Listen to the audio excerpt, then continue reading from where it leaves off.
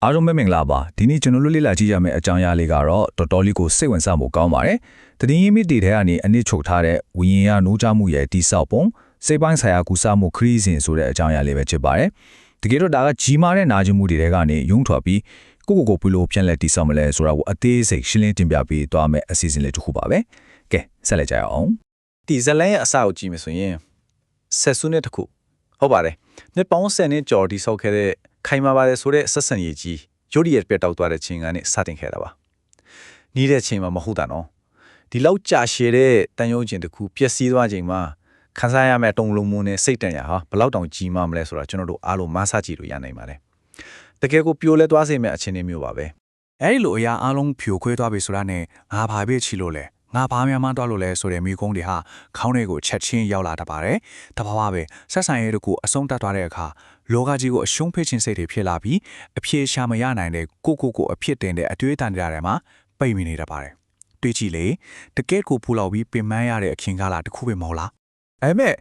စေဝန်စားစရာကောင်းတာကအဲ့ဒီလိုအစိုးရဆုံးအခြေအနေနဲ့ရုံးထွက်ထုတ်ကူစားရရှာဖို့ရင်းနေပဲဝิญဉ်ရေးရာဒါမှမဟုတ်စိတ်ပိုင်းဆိုင်ရာနိုးကြားမှုဆိုတာနဲ့စတင်ထီတွေ့ခွေရလာတာပါပဲဒီနေရာမှာအခြေခံကြားဆုံးအမိကတော့ self awareness လို့ခေါ်တဲ့မိမိကိုယ်ကိုပြန်လည်သိမြင်ခြင်းပါပဲကိုယ့်ရဲ့အားနဲ့ချက်ဒီကိုယ့်ရဲ့အတ္တတွေကိုတကယ်သတိပြုမိလာတဲ့အခါမှာခုနပြောတာပူလောင်နေရဲ့အသွေးတန်တရားတွေဟာအံ့ဩစရာကောင်းလောက်အောင်ရောပါသွားတာကိုတွေ့ရတာပါပဲတကယ်ကိုချိုးခွေးတစ်ခုပါပဲဒီတော့အရေးကြီးဆုံးအချက်ကဘာလဲဆိုရင်လက်ခံခြင်းပါပဲတချို့ကထင်တတ်ကြတယ်လက်ခံလိုက်တယ်ဆိုတာအရှုံးပေးလိုက်တာလို့လေတကယ်တော့မဟုတ်ပါဘူးလက်ခံခြင်းဆိုတာအခြေအနေတစ်ခုဒါမှမဟုတ်ဖြစ်တည်မှုတစ်ခုရဲ့အရှိတရားကိုငင်းပယ်နေတာမျိုးမလုပ်ပဲအတိအမှပြုလိုက်တာပါဖြစ်လာတဲ့အဖြစ်တစ်ခုကိုငင်းဆက်နေသူ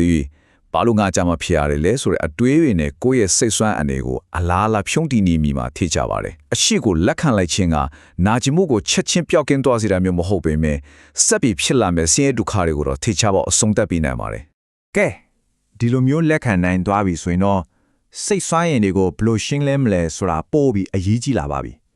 ကျွန်တော်တို့စိတ်ကိုညှဉ်းညူးစေတဲ့အနုတ်သဘောဆောင်တဲ့စွမ်းရင်တွေဟာအဓိကအဖြစ်မျက်နာစာနှစ်ခုကနေလာပါတယ်ပထမတစ်ခုကပြင်ပကနေလာတာပါဥမာကိုယ်နဲ့မကိုက်ညီတဲ့ဆရိုက်တွေအစိတ်တဲ့စေတဲ့ပတ်ဝန်းကျင်တွေပေါ့ဒုတိယတစ်ခုကတော့ကိုယ်အတွင်းစိတ်ထဲကနေထွက်လာတဲ့အတွေးဟောင်းတွေနောင်တတွေနဲ့ကိုဖြစ်တင်တဲ့စိတ်တွေပါစိတ်ကိုတကယ်တန့်စင်ရှင်းလင်းခြင်းနဲ့ဆိုရင်ဒီပြင်ပကလာတဲ့အရာတွေကိုရှောင်ရှားရုံတည်းမကပဲအတွင်းကလာတဲ့အနုတ်သဘောဆောင်စွမ်းရည်တွေကိုပါမဖြစ်မနေဖယ်ရှားပစ်ဖို့လိုအပ်ပါတယ်ဒါမှဒါအလုပ်ဖြစ်မှာပါဒီလိုစိတ်ကုန်ရှင်းလင်းလိုက်တဲ့အခါဆက်ဆံရေးတွေမှာတိတာတဲ့တိုးတက်ပြောင်းလဲမှုတွေချက်ချင်းဖြစ်လာပါတယ်အားလုံးဟာခုနပြောခဲ့တဲ့မိမိကိုယ်ကိုသိမြင်လာခြင်းကနေစတင်တာပါကိုတေချာသိမြင်လာလေငါဆိုတဲ့အစွဲလန်းအတ္တာတွေနဲသွားလေပါပဲအတ္တာနဲသွားတဲ့အခါတစ်ဖက်လိုပေါ်ကိုချင်းစာတွေကပိုးရှိလာပြီးဆက်ဆံရေးတွေမှာဖြစ်တတ်တဲ့ပဋိပက္ခတွေအလိုလျောက်လျော့ကျတော့ပါတယ်မင်းလားဒါဟာအတ္တကိုစွန့်လွတ်လိုက်ခြင်းကနေဆက်ဆံရေးပြေလည်မှုစီကိုဓာတ်ရိုက်ဥတီသွားတဲ့စိတ်ပညာဆိုင်ရာတိုးတက်မှုအဆင့်ဆင့်ပဲဖြစ်ပါတယ်ဒီနေရာမှာစကားစုလေးတစ်ခုကိုတတိယစေခြင်းပါတယ်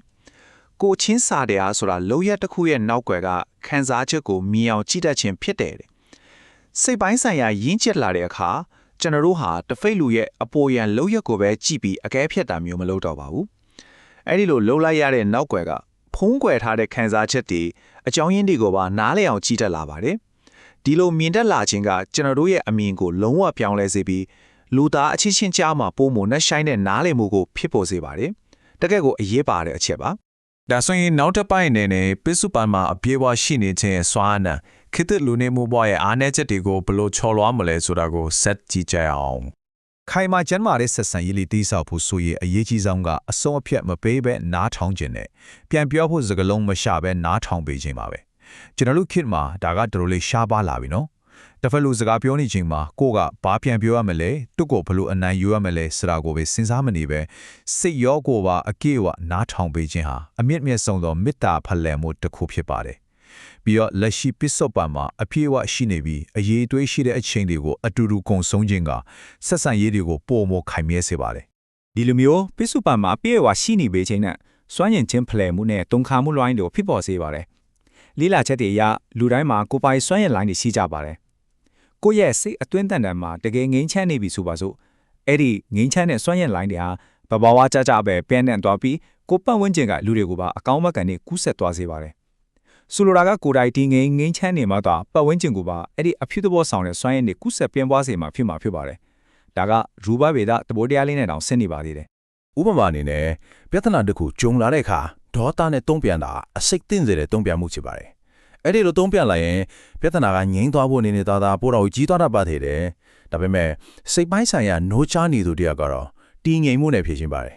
ဒေါသစားတည်ငြိမ်အေးချမ်းစွာတုံ့ပြန်ခြင်းကအစိတ်သင့်နေတဲ့ဆက်ဆံရေးတွေကိုတက်ကြွစွာကူးစားပေးနိုင်ပြီးနှစ်ဦးနှစ်ဖက်ကြားကစွန့်ရင်စီးဆင်းမှုကိုပါလုံးဝပြောင်းလဲသွားစေနိုင်ပါတယ်ဒါဟာလက်တွေ့မှာအရန်ကိုထိရောက်တဲ့ချင်းကပ်မှုတစ်ခုဆိုတာယဉ်လို့မရပါဘူး ဆက်ဆံရေးကိုကူစားတဲ့နေရာမှာမပါမဖြစ်တဲ့နောက်ထပ်အရေးကြီးတဲ့အချက်တစ်ခုရှိပါသေးတယ်အဲ့ဒါကတော့ခွင့်လွှတ်ခြင်းရဲ့စွမ်းအားပါပဲဒီနေရာမှာတေးသေးချာချာနောက်လက်ထားရမှာကခွင့်လွှတ်ခြင်းဆိုတာအတိတ်ကနာကျင်မှုတွေကိုလွတ်ချလိုက်တာဖြစ်ပြီးအဖြစ်လုပ်ခဲ့တဲ့တစ်ဖက်လူအတက်လုပ်ပေးတာကြီးတတ်သက်မဟုတ်ပါဘူးကိုယ့်ရဲ့စင်ကင်ချောင်းမှုအတက်မရှိမဖြစ်လိုအပ်လို့ကိုလုပ်ရမယ့်အရာဖြစ်ပါတယ်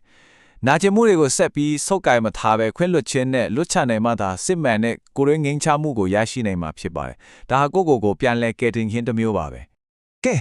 နောက်ဆုံးအပိုင်းအနေနဲ့လူသားတွေရဲ့အပြန်လန်းချစ်ဆက်နေမှုတဲ့အဒီပရက်ရှိတဲ့ဘဝတစ်ခုကိုဘယ်လိုတည်ဆောက်မလဲဆိုတာကိုလေ့လာကြည့်ကြအောင်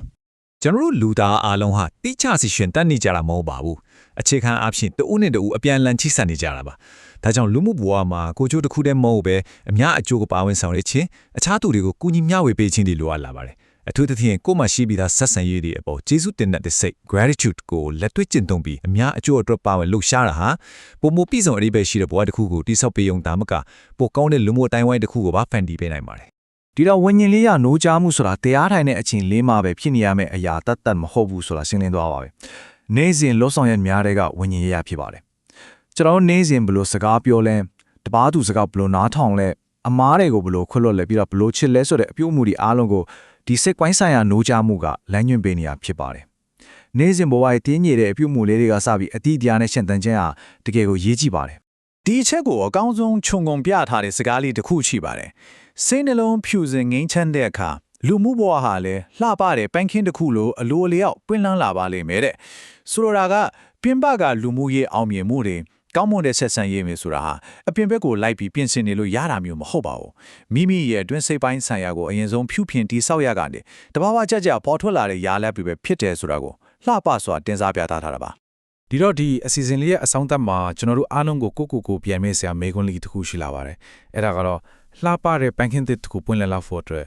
ဒီနေ့မှာဘယ်လိုအတွင်းစိတ်ထဲကအနုသဘောဆောင်တဲ့စွမ်းရည်တွေကိုပေါင်းသင်းရှင်းလင်းပြမလဲဆိုတာပါပဲစိတ်ပိုင်းဆိုင်ရာအနာတရားတွေကိုကူစားပြီးပုံမကောင်းမွန်တဲ့ဘဝကိုတိဆောက်ဖို့ဆိုရင်ကိုအတွင်းစိတ်ထဲကအစိတ်တောက်တွေကိုအရေးဆုံးရှင်းလင်းရမယ်ဆိုတာကိုသတိရစေချင်ပါတယ်ဒီတင်ပြချက်ကနေအားလုံးရဲ့မိမိကိုယ်ကိုရှာဖွေတွေ့ရှိမှုခရီးစဉ်တဲ့အထောက်အကူထိစေမဲ့အတွင်းမြင်သတိအရှိသွားလိမ့်မယ်လို့ယုံကြည်ပါတယ်အတူတူလေ့လာပေးခဲ့ကြတဲ့အတွက်ကျေးဇူးတင်ပါတယ်အခြားစိတ်ဝင်စားဖို့လေ့လာကြရတဲ့နဲ့အတူပြန်လည်ဆုံတွေ့ကြပါမယ်